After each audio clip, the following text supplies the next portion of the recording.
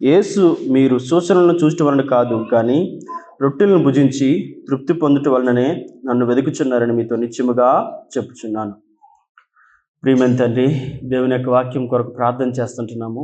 మేము ప్రభా దేవుని యొక్క వాక్యాన్ని స్వీకరించి అర్థం చేసుకొని ప్రభా మా జీవితాల్లో నీ సన్నిధిలో ఏ విధంగా నడుచుకోవడం వలనో, నిన్ను ఏ విధంగా గణపరచవలనో మిమ్మల్ని మేము అర్థం చేసుకొని నీ మహిమ కొరకు మేము జీవించేటట్లు ప్రభా హృదయపూర్వకం నిన్ను ఆరాధించేటట్లు మాకు సహాయపడమని, హృదయపూర్వకం నిన్ను సేవించేటట్లు సహాయపడమని, నిలబడుతున్న అయోగ్యుడిని అపాత్రుడిని మరొక చేయమని మీరు మాత్రమే మహిమ పొందమని వేడుకుంటూ యేసు నామమున ప్రార్థిస్తున్నాము తండ్రి, ఆమేన్.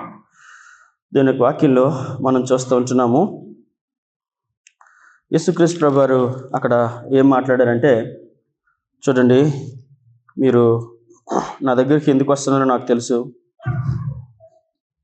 మీరు దేనికోసం నన్ను వెంబడిస్తున్నారో నాకు తెలుసు అని అంటాడు. దేనికోసం అని అంటే ఒక స్టేట్మెంట్ ఉంటుంది,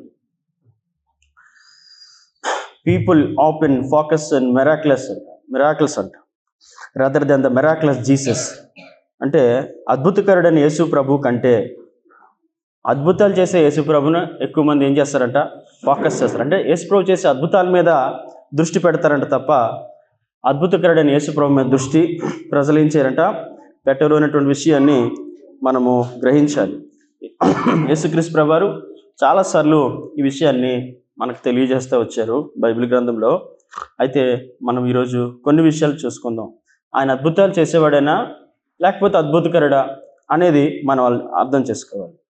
అంటే యేసుక్రీస్తు ప్రభు వారిని కేవలం మిరాకిల్స్ చేసేవాడు అన్నట్టుగా కొంతమంది చిత్రీకరిస్తున్నారు. మంచిదే, మిరాకిల్స్ చేస్తాడు ఆయన, కానీ అంతకంటే ఎక్కువగా ఆయన అద్భుతకరుడు అనేటువంటి విషయాన్ని మరి ప్రజలకి చెప్పే విషయంలో చాలామంది ఫెయిల్ అయిపోతున్నారు. ఎందుకంటే ఆ విషయం చెప్పకుండా ఎందుకు దాస్తున్నారు? మిరాకిల్స్ చేస్తున్నాడు అని చెప్పి ఆ ప్రదేశం వైపో లేకపోతే అక్కడ ఉన్నటువంటి బోధకుడి వైపో లేకపోతే అక్కడ ఉన్న సేవకుడి వైపో ప్రజల్ని ఆకర్షించే ప్రయత్నంలో ఈ మిరాక్యులస్ జీసస్ని తెలియచేయటంలో తప్పిపోతూ ఉంటున్నారు. కాబట్టి ఈరోజు మన జీవితాన్ని ఒకసారి పరిశీలించుకోవాలి. మనకు యేసుక్రీస్తు ప్రభువు ఏ విధంగా అర్థమయ్యాడు? మిరాకిల్స్ చేసేవాడుగా అర్థమయ్యాడా, లేకపోతే మిరాకిలస్ జీసస్గా అర్థమయ్యాడా అనేది మనం ఒకసారి అర్థం చేసుకోవాలి. అంటే అద్భుతాలు చేసే క్రీస్తుగా అర్థమయ్యాడా, లేకపోతే అద్భుతకరుడైన క్రీస్తుగా అర్థమయ్యాడా అనేటువంటి విషయాన్ని మనము ఈరోజు కొన్ని విషయాల ద్వారా చూడబోతున్నాం. అయితే మనం ఒకసారి కొన్ని విషయాలు గమనిద్దాం. యేసుక్రీస్తు ప్రభువు వారు ఏమన్నారు అంటే, యోహాను సువార్త 6:35 చదవండి.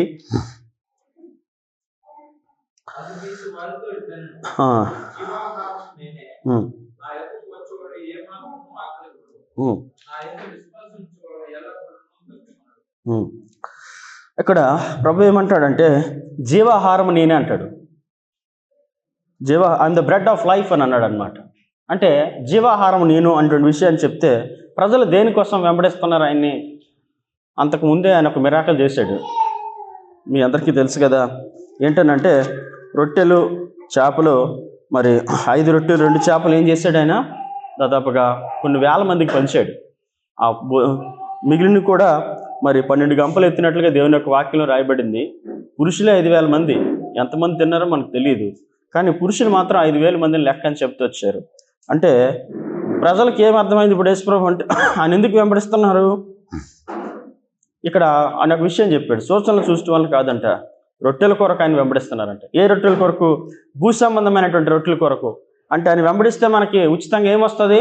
ఫుడ్ వచ్చేస్తుంది అనేటువంటి ఆలోచనతో ప్రభువుని ఏం చేస్తున్నారు? వారు వెంబడిస్తున్నారు. దేవుని యొక్క ఉద్దేశం వేరు.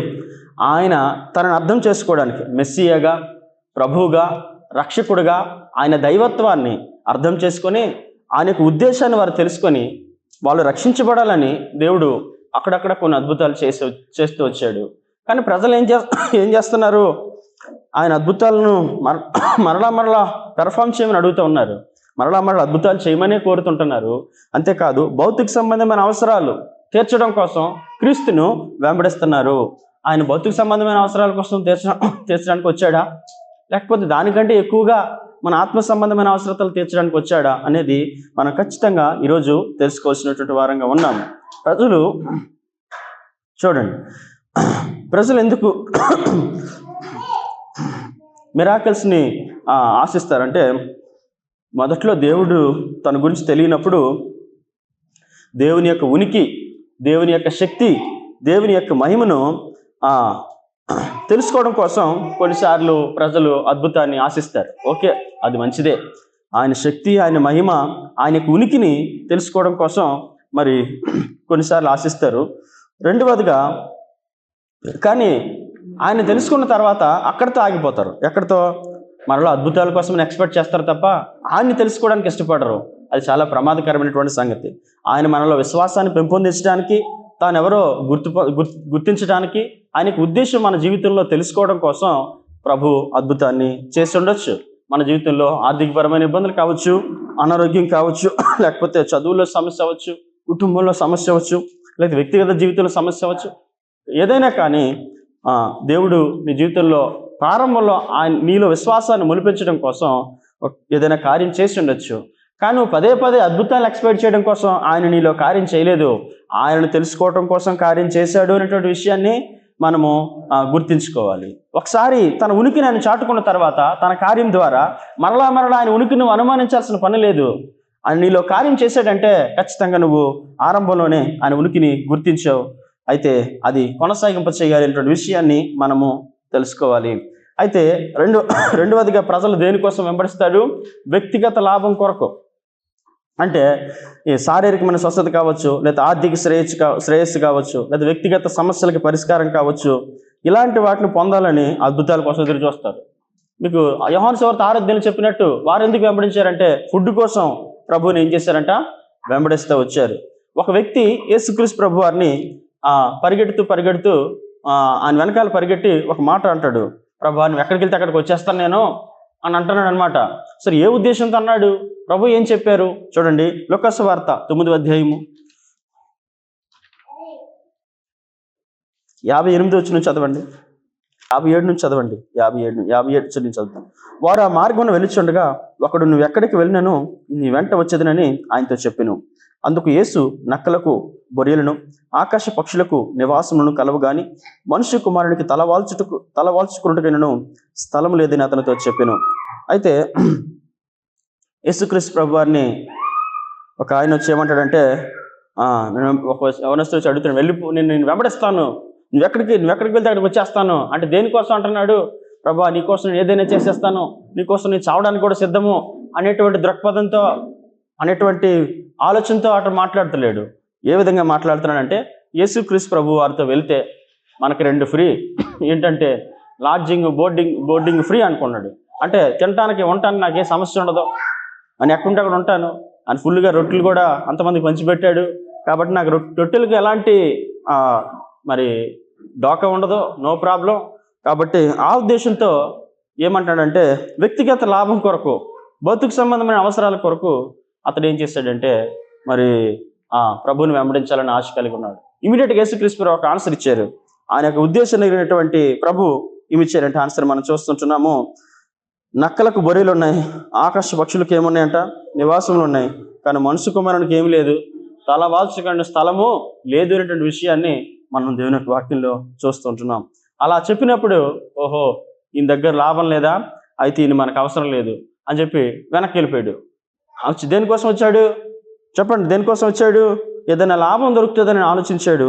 కానీ ఈ భౌతిక సంబంధమైనటువంటి జీవితంలో అతను ఆశించిన లాభం ఆయనకి దొరకకపోయేసరికి ఏం చేశాడంట, ఈ దేవుడే నాకు వద్దు అని చెప్పి వెళ్ళిపోవటం జరిగింది. ఇలా చాలాసార్లు మనం చూస్తూ ఉంటున్నాం యేసుక్రీస్తు ప్రభువారిని ఏ విధంగా అర్థం చేసుకున్నారు ప్రజలు అనేటువంటిది. మార్క్సు వార్త 10వ అధ్యాయము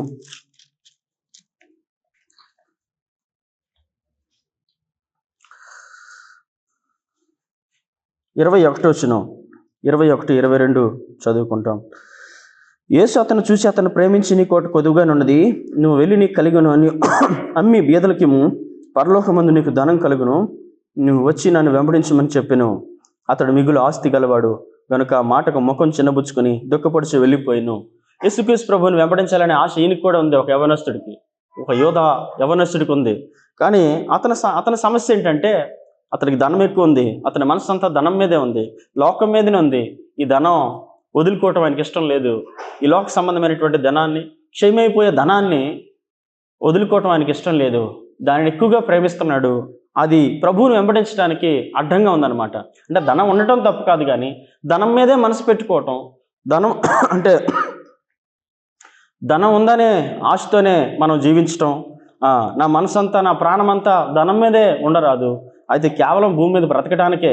అయితే ఈయనేంటంటే ధనమే లేకపోతే ఇంకా నాకు యేసుప్రభు ఎందుకు అన్నటువంటి ఆలోచనలో ఉన్నాడు. అంటే ఇక్కడ ధనం ఎక్కువ, యేసుప్రభు ఎక్కువ అంటే ఆయన ఉద్దేశంలో ధనమే ఎక్కువగా అతడు మరి మనం చూస్తూ ఉంటున్నాము. లోక సంబంధమైన పేర్లు ఘనతలు చాలామందికి ఎక్కువగా భావిస్తారు ప్రభు కంటే.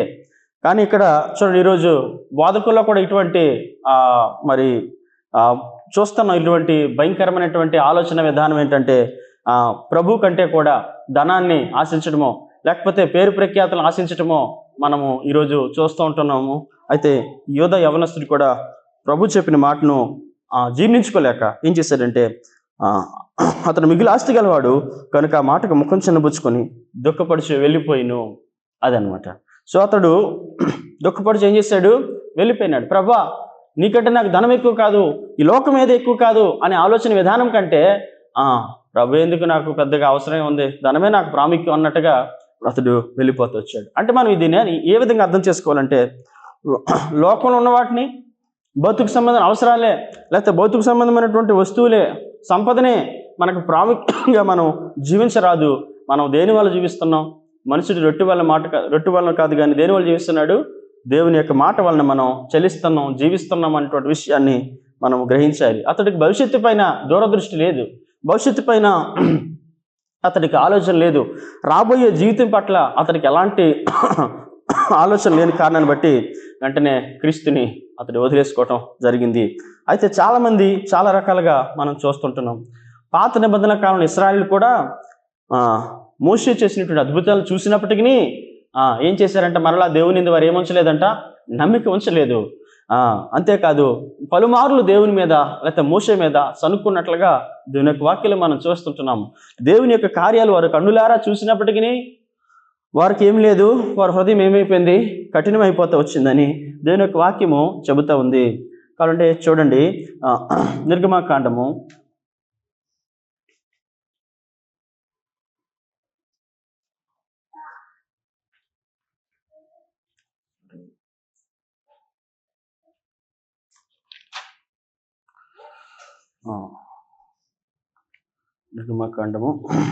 4వ అధ్యాయము 14 వచనం చదవండి. నిర్గమకాండము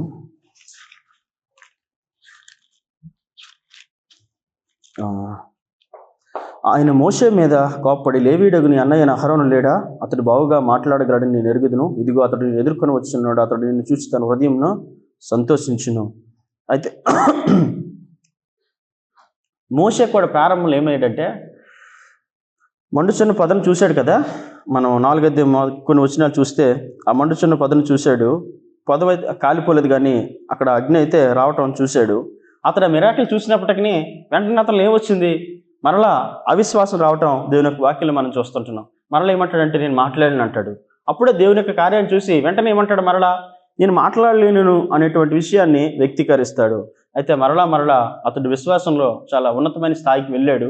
అక్కడితో ఆగిపోలేదు, దేవుణ్ణి సరిగా అర్థం చేసుకున్నాడు అనేటువంటి విషయాన్ని మనము దేవుని యొక్క వాక్యంలో చూస్తూ ఉంటున్నాం. చూడండి,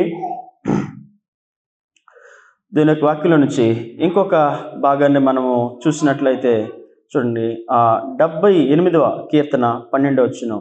78వ కీర్తన 12వ వచనం. కీర్తన గ్రంథం 78వ అధ్యాయము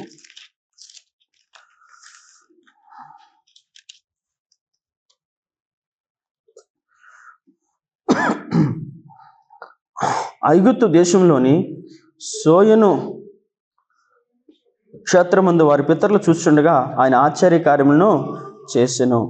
ఆయన సముద్రములుగా పాయలు చేసి వారిని అద్దరికి నడిపించెను. ఆయన నీటిని రాశిగా నిలిపెను. పగటి వేళ మేఘంలో నుండి, రాత్రి అంతా అగ్ని ప్రకాశం నుండి ఆయన వారికి త్రావు చూపెను. అరణ్యంలో బండలు చీల్చి సముద్రమంత సమృద్ధిగా వారికి నీరు త్రాగనిచ్చెను. బండల్లో నుండి ఆయన నీటి కాలువలు రప్పించెను. నదుల వల్ల నీళ్లు ప్రవహింపజేసెను.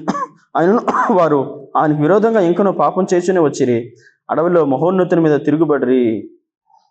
వారు తమ ఆశ కొలది ఆహారం అడుగుచు తమ హృదయములలో దేవుని శోధించిరి. మనం దేవుని యొక్క వాక్యంలో చూస్తుంటున్నాము. వారు చూడండి 22వ వచనం చక్కగా రాయబడింది. వారు దేవుని యందు విశ్వాసం ఉంచకపోయిరు, ఆయన దయచేసి రక్షణ యందు నమ్మిక ఉంచలేదు. వారు దేవుని యందు విశ్వాసం ఉంచలేదు, ఆయన దయచేసిన రక్షణ యందు నమ్మిక ఉంచలేదు. నేరుగా ఎన్ని అద్భుతాలు చూశారు వాళ్ళు, ఎన్ని కార్యాలు వారు తమ జీవితాల్లో చూశారు. అయినప్పటికీ వాళ్ళు అద్భుతకరమైనటువంటి దేవుడిని తెలుసుకున్నట్లు ఫెయిల్ అయిపోయినారు. ఫెయిత్లో, విశ్వాసంలో బలపడే విషయంలో ఫెయిల్ అయిపోతూ వచ్చారు. ఈరోజు కూడా సరిగ్గా మనం అర్థం చేసుకున్న విషయం ఏంటంటే, దేవుని కార్యాలను పదే పదే చూసినా ఇంకా అద్భుతాల కోసం పరిగెడతా ఉంటారు. ఎందుకంటే వాళ్ళకి ఎంటర్టైన్మెంట్ కావాలి, లేకపోతే థ్రిల్గా ఉండాలన్నమాట. ఏదైనా కార్యాలు జరుగుతూ ఉంటే అవన్నీ థ్రిల్గా అనిపించాలన్నమాట వాళ్ళకి. అందుకనే ఏదైనా అద్భుతాలు వాళ్ళకి కన్ఫర్మ్ అవుతూ ఉండాలి. లేదంటే వారు ఎప్పుడు అద్భుతాల కోసమే ఆశిస్తారు. యూదులు కూడా అంతే. యేసుక్రీస్తు ప్రభువారి యొక్క కార్యాలను పదే పదే చూసినా మరలా ఇక్కడ సూచక్రియ చేస్తావా, ఇక్కడ అద్భుతం చేస్తావా అని అడిగితే ఆయన చాలా కోపడుతూ వచ్చారు. ఈ ప్రజలు ఎప్పుడు అద్భుతాలని ఆశిస్తారు తప్ప నిన్నెవరో తెలుసుకోలేకపోతున్నారు. నేను ఎందుకు వచ్చానో నా ఉద్దేశాన్ని తెలుసుకోలేకపోతున్నాను, నన్నుగా వారు అంగీకరించలేకపోతున్నారు అనేటువంటి బాధ ఆయన చాలా ఉండేది. అయితే కొంతమంది దేవుని యొక్క మాటను బట్టి నమ్ముతారు, కొంతమంది దేవుడు చేసే కార్యాన్ని బట్టి నమ్ముతారు. సమరయులు దేవుని యొక్క మాట ద్వారా రక్షణ పొందారు. దేవుని మాట చాలా బలమైనటువంటిది. ఏంటంటే అక్కడ సమరయ స్త్రీ రక్షించబడటం మనం చూస్తుంటున్నాం. అక్కడ సమరయులంతా కూడా ఆయన మాట్లాడే విధానాన్ని చూసి, నువ్వు చెప్పిన దానికంటే ఎక్కువగా మేము ఈయన తెలుసుకున్నాం, ఈ నిజంగా మెస్సియా, నిజంగా క్రీస్తు అంటే యూదుల కంటే ఎక్కువగా తృణీకరించబడినటువంటి వారు. మరి జాతి అహంకారంతో యూదులు వారిని వేరు చేస్తూ వచ్చారు, సమరయుల్ని. దాన్ని రేసిజం అంటారు. అయితే ఈ యొక్క సమయంలో సమరయులు త్వరగా మాటను బట్టి ప్రభువుని అంగీకరించారు, యూదులు త్వరగా అంగీకరించలేకపోతూ వచ్చారు. నేడు క్రైస్తవులు కూడా అంతే. మిరాకల్స్ ఆశించేవారు, అద్భుతాలు ఆశించేవారు వారి జీవితాలను మార్పు చెందడం కోసం ఆలోచించరు. కానీ ఏదైనా వ్యక్తిగత లాభాల కోసం, లేకపోతే ఏదైనా అక్కడ బాగా ఎంటర్టైన్మెంట్ జరుగుతుంటే ఆ ఎంటర్టైన్మెంట్ చూసి నేను ఆనందించాలనే ఆలోచనతో వారు ఉంటా వస్తారు. ఇక్కడ మనం చూస్తే చూడండి, యోహాను సువార్త 4:41 చదువుకుంటాం.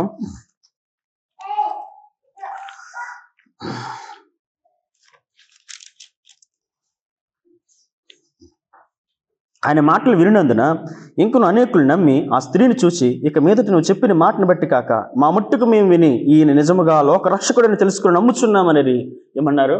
నీ మాట బట్టి కాదు, మేము స్వయంగా అతను చూసాం, అతను విన్నాం, కాబట్టి ఈరోజు మా మట్టుకు మేము ఈయన నిజముగా లోకరక్షకుడిని తెలుసుకొని ఏం చేస్తున్నాం, మేము నమ్ముచున్నామన్నారు. సమరయులు ఎంత త్వరగా అతని విశ్వాసం ఉంచారు. మాటను బట్టే కదా విశ్వాసం ఉంచారు. బైబిల్ యోహాను సువార్త 20:18 ఒక మాట రాయబడుతుంది, చూసి నమ్మువాటి కంటే చూడక నమ్మువాడు ధన్యుడు అని దేవుని యొక్క వాక్యంలో రాయబడుతూ వచ్చింది. ఈరోజు ఇంకా ప్రజలు ఏదైనా ప్రభు అద్భుతాలు చేస్తాడేమో అని చూస్తున్నారు. మన జీవితంలో ఇంకేం చేయాలి? ఆయనను తెలుసుకోవడం కోసం ఏదైనా కార్యం చేసే ఉంటాడు. నీలో రక్షణ, విశ్వాసం పెంపొందించడానికి, తను ఎవరో గుర్తుపట్టడానికి, తను ఎవరో నువ్వు తెలుసుకోవడం కోసం కార్యం చేసినప్పుడు ఇంకా నువ్వు కార్యాల కోసం ఆశిస్తున్నావా? అంటే ఈ భూ సంబంధమైన జీవితం కోసం క్రీస్తుని వెంబడిస్తున్నావా? ఆయన యొక్క ఉద్దేశం ఏంటి? ఆయన ఎందుకు వచ్చాడు? నీకోసం ఎందుకు ప్రాణం పెట్టాడు? నీకు ఏమి ఇవ్వాలని కోరుతున్నాడు? దేవుని యొక్క అంతిమ ఉద్దేశం ఏంటంటే ఈ ప్రపంచంలో ప్రతి ఒక్కరికి ఇటర్నల్ లైఫ్ అండ్ సాల్వేషన్, అంటే దేవుడు నిత్య జీవాన్ని, రక్షణను ప్రజలకి అందించడానికి వచ్చాడు. దానికంటే ముందుగా ఆయన తెలుసుకోవడం కోసం, ఆయన అంగీకరించడం కోసం, ఆయన మాటలు నమ్మడం కోసం, ఆయన ఉనికిని, ఆయన శక్తిని తెలుసుకోవడం కోసం మన జీవితాల్లో ఏమైనా మిరాకిల్స్ చేసి ఉండొచ్చు. కానీ అక్కడితో ఆగిపోవాలని దేవుని యొక్క ఉద్దేశం కాదు. మన పాప జీవితం నుంచి విముక్తి ఇవ్వగలిగినటువంటి వాడు, మన కోసం ప్రాణం పెట్టినటువంటి వాడు, మనల్ని రక్షించగలిగేటువంటి వాడు, మరణాన్ని గెలిచినటువంటి వాడు, నిన్ను నన్ను మరణం నుంచి లేపగలిగినటువంటి వాడు, నిత్య జీవాన్ని ప్రసాదించేటవాడు అనే విషయాన్ని ఈరోజు మనం చాలా మంది అర్థం చేసుకునే పరిస్థితుల్లో ప్రజలు మిగిలిపోవటం చాలా బాధాకరమైన సంగతి. నువ్వు అద్భుతాలతో ఆగిపోతే మాత్రం నీ జీవితంలో ఎటువంటి ఉపయోగం లేదు. నీ రక్షకుడిని తెలుసుకోవాల్సిన అవసరం ఉంది, ఆ అద్భుతకరుని తెలుసుకోవాల్సిన ఆవశ్యకత ఉంది. నీ జీవితంలో మార్పు లేకపోతే, పాప జీవితాన్ని కొనసాగిస్తే నువ్వు ఎన్ని మిరాకిల్స్ చూసినా పెద్ద ఉపయోగం లేదు. ఎందుకంటే యేసుక్రీస్తు వారు ఒక మాట అంటూ వచ్చారు, లోకాసు వార్త 11వ అధ్యాయము ఐఎమ్ వెరీ సారీ, మత్తయి సువార్త 11వ అధ్యాయము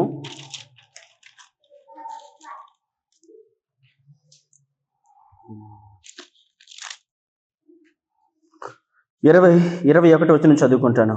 20 వచనం, 21 వచనం, 22 వచనం చదువుతాను. మత్తయి సువార్త 11వ అధ్యాయం. పిమ్మట ఏ పట్టణములలో ఆయన విస్తారమైన అద్భుతములు చేసినో ఆ పట్టణముల వారు మారు మనసు పొందకపోవటం వలన ఆయన వారింట్లో గద్దింపసాగినం. అయ్యో కొరాజీనా, అయ్యో బేత్సయిదా, మీ మధ్యన చేయబడిన అద్భుతములు తూరు సీదోను పట్టణంలో చేయబడిన యెడల ఆ పట్టణంలో వారు పూర్వమే గోనెపట్టు కట్టుకొని బూడిద వేసుకొని మారు మనసు పొంది ఉందురు. విమర్శ దినమందు మీ గతి కంటే తూరు సీదోను పట్టణం వారి గతి వారవదగినదే ఉండునని మీతో చెప్పుచున్నాను. కపెర్నహూమా 23 ఆకాశం మట్టుకు హెచ్చించబడదువా, నువ్వు పాతాళం వరకు దిగిపోయేదువు. నీలో చేయబడిన అద్భుతం సొదొమలో చేయబడిన యెడల అది నేటి వరకు నిలిచిండును.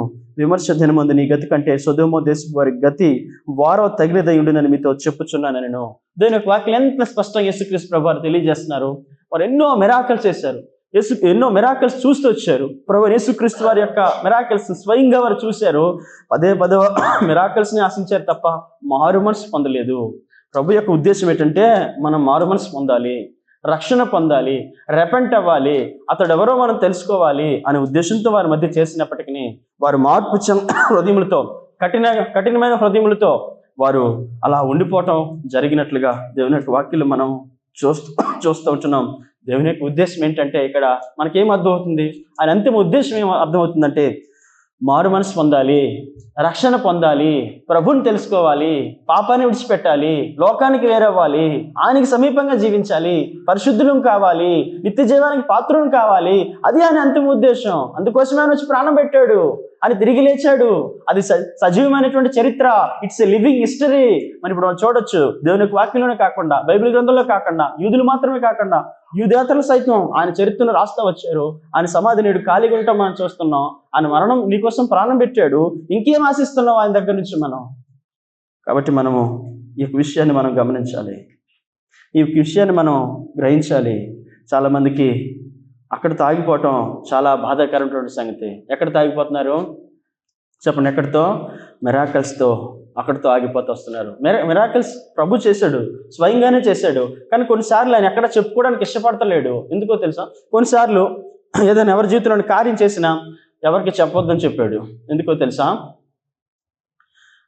వారు ఏ ఉద్దేశంతో ఆయన వెంబడిస్తున్నారో ఆయనకు తెలుసు. లేకపోతే ప్రజల్లో అతన్ని తప్పుగా అవగాహన చేసుకుంటారనే ఉద్దేశంతో చెప్పొద్దన్నాడు. ఏంటంటే యేసుక్రీస్తు వారు భౌతికమైన అవసరాలు తీరుస్తాడేమో, లేకపోతే అప్పుడున్నటువంటి రోమా సామ్రాజ్యంలో రోమీల యొక్క రాజ్యాన్ని తొలగించేసి ఈయన రాజుగా అయ్యి ఈయన రాజ్యాన్ని తిరిగి తీసుకొస్తాడేమో ఇశ్రాయేల్ కొరకని అలాంటి ఆలోచనతో ఉన్నారు యూదులు. ఎలాంటి ఆలోచనలో? రోమీల యొక్క సామ్రాజ్యాన్ని ఓడించి ఇతను కొత్తగా సామ్రాజ్యాన్ని ప్రారంభించి, లేకపోతే ఇశ్రాయేల్ రాజ్యంలో ఈయన ఒక రాజుగా, వాళ్ళ దావీదు వంశం నుంచి వచ్చాడు కాబట్టి ఈయన రాజు అయ్యే అవకాశం ఉందని చెప్పి ఈయన ఆ విధంగా ఆయన అంగీకరించే ప్రయత్నం చేస్తుంటున్నారు. కానీ వారి ఆత్మలకు రక్షకుడని, హృదయాలకి హృదయాలను మార్పు చేసేవాడని, వారి జీవితాలు తీసుకొచ్చేవాడని, వారి చరిత్రను మార్చేవాడని వారు అర్థం చేసుకునేటువంటి పరిస్థితి. అంతేకాదు తన సొంత ప్రజల పలుమార్లు ఇక్కడ చేస్తావా అద్భుతాలు, ఇక్కడ చేస్తావా నీ కార్యాలు చూపించనా? చూడండి, లూకా వార్త 4వ అధ్యాయము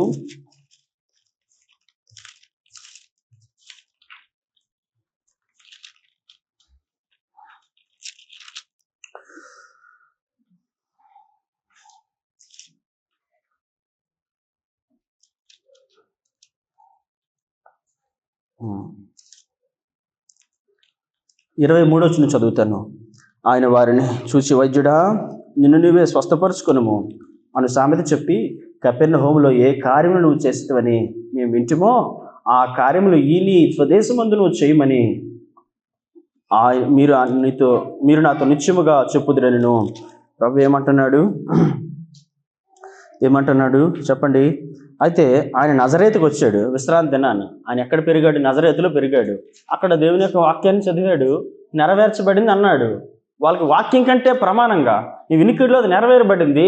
ఆ క్రీస్తుని నేనే, ఆ రక్షకుడు నేనే అని సువార్తను అందించేవాడు నేనే, ఆ శుభవార్త నా గురించి చెప్పబడింది, నేనే లోకానికి రక్షకుడిని మెస్సీ అనే విషయాన్ని తెలియజేస్తే ఏమంటున్నారో తెలుసా? ప్రజలు వాక్యం కంటే, తన మాట కంటే ప్రమాణంగా ఇంకొకసారి మిరాకిల్స్ చేస్తావా? ఆల్రెడీ మిరాకిల్స్ చేశారనే సంగతి వారికి తెలుసు. గలీలైలో కానాలో అతడు మిరాకిల్స్ చేశాడనేటువంటి సంగతి ఆయనకు తెలుసు. అయినా కూడా మరలా ఏమి ఎక్స్పెక్ట్ చేస్తున్నారంట, ఇక్కడ చేస్తావా నీ కార్యాలు అని అడుగుతూ ఉంటున్నారు. అది ప్రజల యొక్క దృక్పథం. ఇప్పుడు ప్రజలు ఏం కోరుకున్నాడు, ఇంకా ఏదైనా చేస్తాడా అనేటువంటి ఆలోచనతో ఉన్నారు. ఆ విషయాన్ని మనము జాగ్రత్తగా పరిశీలించాల్సినటువంటి వారంగా ఉన్నాము. ఏం చేశాడు నీ జీవితానికి? యేసుక్రీస్తు ప్రభువారు ఏం చేయగలరు అని అంటే, నీ జీవితాన్ని మార్చగలిగేటువంటి శక్తి సామర్థ్యం ఆయనకి మాత్రమే ఉన్నాయి. నిన్ను నువ్వు మార్చుకోలేవు. ఏ అద్భుతాలు నీ జీవితాన్ని మార్చలేవు. అద్భుతం జరిగిందే నీ జీవితం మారడం కోసం. కానీ నువ్వు ఎక్కడ ఆగిపోతుంటున్నావు? అద్భుతం దగ్గర ఆగిపోతున్నావు. నువ్వేం ఆశిస్తున్నావు? క్రీస్తుని కాదు. పలానా వ్యక్తి దగ్గరికి వెళ్తే నాకు ఏదైనా జరిగిపోతుందేమో, పలానా స్థలం దగ్గరికి వెళ్తే నా జీవితంలో అద్భుతం జరిగిపోద్దేమో, పలానా బోధకుడి దగ్గరకో పలానా సేవకుడి దగ్గరకో నేను వెళ్ళిపోతే అక్కడ స్వస్థ వచ్చేస్తుందేమో, నా బ్రతుకు మారిపోద్దేమో అనే ఆలోచనలను నీ బ్రతుకు మారదు. ఇంకా భయంకరమైన దరిద్రంగా మారుతున్న సంగతి మనం తెలుసుకుని నీవు క్రీస్తుని తెలుసుకున్న నాడే, అద్భుతకరుడికి నీ జీవితాన్ని నువ్వు ఇచ్చిన నాడే, నువ్వు ఆయన్ని అర్థం చేసుకున్న నాడే నీ జీవితంలో మార్పు అనేది ప్రారంభమవుతున్నటువంటి సంగతి మనము తెలుసుకునవలెను. కాబట్టి ఈరోజు ప్రజలు చాలాసార్లు ఆయన బాధపడుతూ వచ్చాడు. ప్రజల యొక్క మాటలకు లేకపోతే ప్రజల యొక్క ఆలోచనలకు ఆయన చాలాసార్లు బాధపడుతూ వచ్చాడు. చూడండి, మత్తయి సువార్త 12వ అధ్యాయము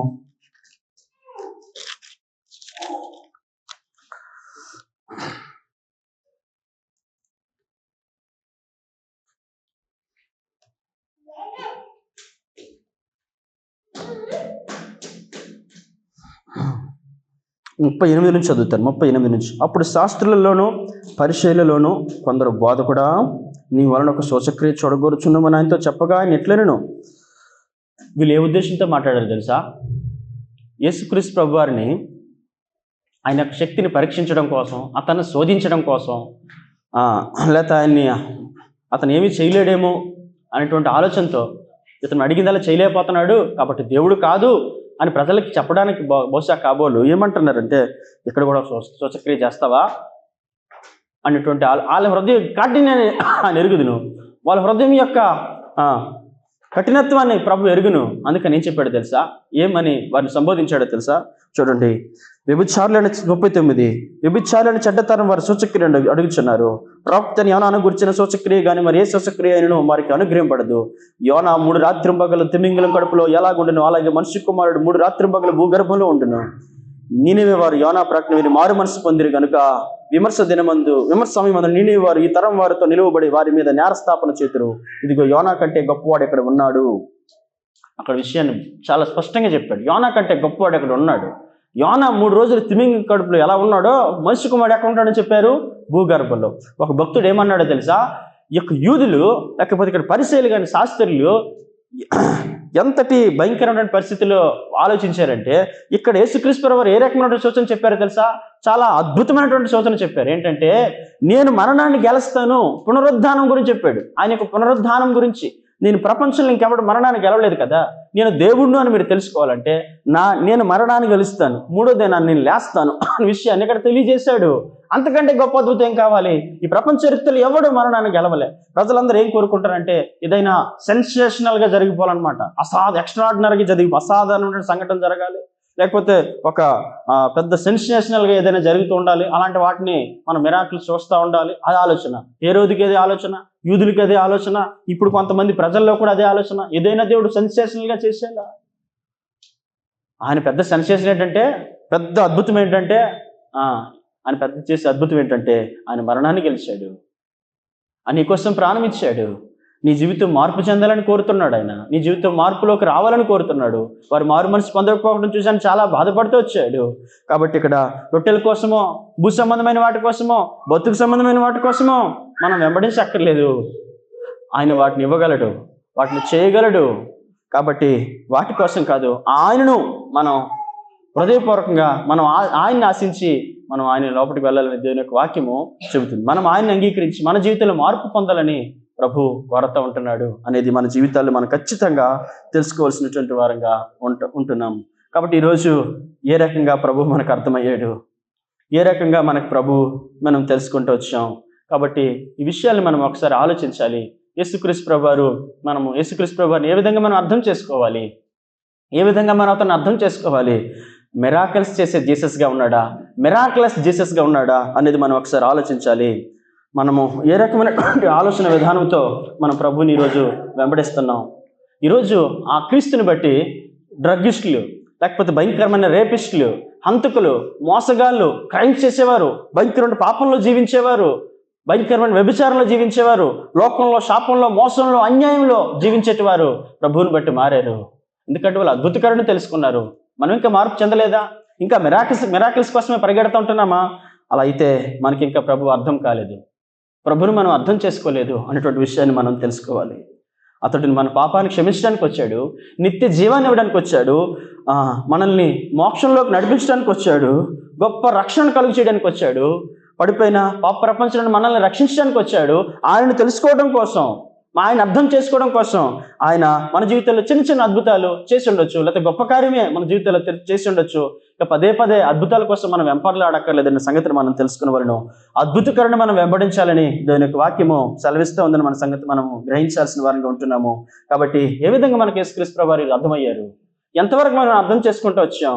కాబట్టి ఈ విషయాల పైన మనము ఆలోచించాలి. కొంతమంది ప్రభువుని ఎందుకు వెంబడిస్తారో మీకు చెప్పాను కదా, ఆయన ఉనికిని తెలుసుకోవడం కోసం కొన్ని మిరాకిల్స్ చేయాలని ఆశిస్తారంట, వ్యక్తిగత లాభాల కోసం ప్రభువుని వెంబడించాలని ప్రయత్నం చేస్తారంట, లేకపోతే ఎగ్జైట్మెంట్ కోసం, లేదా ఏదైనా థ్రిల్గా, ఏదైనా సెన్సేషనల్గా ఏదైనా కార్యాలు జరిగితే, మిరాకిల్స్ చేస్తే వాటిని చూడడం కోసం ఆశిస్తూ ఉంటారంట. కొంతమంది కొంచెం ఆయన పక్షపాత ధోరణితో, మరి చూడండి, ఆయన యొక్క శక్తిని ఈయనకి ఏమి చేయలేడు, లేకపోతే శక్తిని అనుమానించడం కోసం పరిశీలి శాస్త్రులు లాంటి వారు మరలా అద్భుతాలని వారు చేయమని కోరితే వచ్చారు. కాబట్టి కొందరు ఏ విధంగా ఆశిస్తారో తెలుసా? నా ప్రతి దినం జీవితంలో ఆయన యొక్క ప్రమేయం లేకుండా నా జీవితం కొనసాగట్లేదు. ఇది నిజమైనటువంటి ఆలోచన విధానము. దేవుని పట్ల మనకున్నటువంటి నిజమైన అద్భుతం ఏంటంటే, ఈరోజు నేను బ్రతికున్నానా, అది ఆయన వల్లనే. ఈరోజు నేను హ్యాపీగా నా భోజనం నేను చేయగలిగానా, కుటుంబంతో కలిసి ఈరోజు ఆరోగ్యంగా ఉండగలిగానా, నేను నా ప్రయాణంలో సేఫ్గా వచ్చానా, మన కుటుంబం అంతా ఈరోజు సేఫ్గా ఉందా, it's a miracle of God, it's a miracle of Jesus అనే సంగతి మనం తెలుసుకునే వాళ్ళని అలా అర్థం చేసుకుంటారు దైవికంగా ఎదిగినటువంటి వారు. కానీ ఈరోజు ఎలా అర్థం చేసుకున్నాం మనం? ఇంకా అద్భుతాలను ఆశిస్తూ ఉంటున్నామా? నీకోసం ఏం చేయాలి కదా, మొత్తాన్ని సమర్పించుకున్నాడు కదా, తాను వ్యక్తిగా చేసుకున్నాడు కదా, తాను ఖాళీ చేసుకున్నాడు కదా, ఇంకేం కావాలి నీ జీవితంలో? మనం ప్రభువుని అంగీకరించాలని, ఆయన కొరకు జీవించాలని, ఆయన వెంబడించాలని ప్రభు కోరుతున్నాడు. దేవుని యొక్క అంతిమ ఉద్దేశం ఏంటంటే, మనం మారు మనసు పొందాలని, లోకానికి వేరవ్వాలని, నిత్య జీవాన్ని మనం ప్రభు ద్వారా పొందాలని, రక్షణ పొందాలని, పాపక్షమాపణ పొందాలని ఆయన అంతిమ ఉద్దేశం. అందుకని మనం ఈరోజు ఎవరిని వెంబడించాలి? మిరాకిలస్ జీసస్ని వెంబడించాలి, మిరాకిల్స్ని కాదు అనే సంగతిని మనం గ్రహించాలి. కాబట్టి ఈరోజు ఈ మిరాకిలస్ జీసస్ని మనం తెలుసుకుంటే, ఈ అద్భుతకరమైన క్రీస్తుని మనం తెలుసుకుంటే, లేచి నిలబడి మనం చిన్న పాట పాడతాం. మనం ఆయన కోసం